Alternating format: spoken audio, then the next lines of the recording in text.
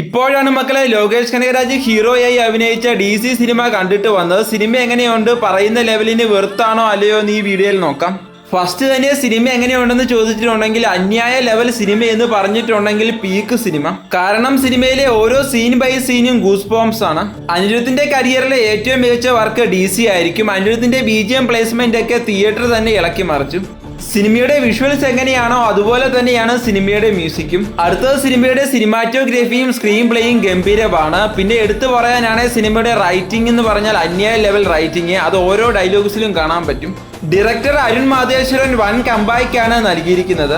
പടത്തിലെ എല്ലാ ക്യാരക്ടേഴ്സും നന്നായി അഭിനയിച്ചിട്ടുണ്ട്. വാമികയുടെ ആക്ടിങ് ഒരു രക്ഷയുമില്ലായിരുന്നു. ലോകേഷിന്റെ കഥാപാത്രം എഴുതപ്പെട്ട വിധമാകട്ടെ, അത് ലോകേഷിനെ കാസ്റ്റ് ചെയ്ത വിധമാകട്ടെ, അത് കറക്റ്റ് ലോകേഷിന് മാത്രം പറ്റിയ റോളായിട്ടാണ് എനിക്ക് തോന്നിയത്. ഇനി മുതൽ ലോകേഷ് കനകരാജ് ഹീറോ ആയി അഭിനയിക്കുന്നതായിരിക്കും നല്ലത്. കാരണം ആ മനുഷ്യൻ ആ ലെവൽ പ്രകടനമാണ് കാഴ്ചവെച്ചിരിക്കുന്നത്. 2026 ടോപ്പ് 3 സിനിമകൾ എടുത്തു നോക്കുവാണെങ്കിൽ തീർച്ചയായും അതിൽ ഒന്നാം സ്ഥാനം ഈ സിനിമയ്ക്ക് കൊടുക്കാം. സിനിമയിൽ സെക്ഷൽ ആയിട്ടുള്ള സീനുകൾ ഒന്നുമില്ല, പക്ഷേ വയലൻസ് ആവശ്യത്തിൽ കൂടുതലുണ്ട്. എന്റെ റേറ്റിംഗ് സിനിമയ്ക്ക് 10ൽ 9.5. നിങ്ങൾ സിനിമ കണ്ടിട്ടുണ്ടെങ്കിൽ നിങ്ങളുടെ അഭിപ്രായം കമന്റ് ബോക്സുമായി പറയൂ. വീഡിയോ ഇഷ്ടമായെങ്കിൽ ലൈക്ക് ചെയ്യൂ. വീണ്ടും കാണാം.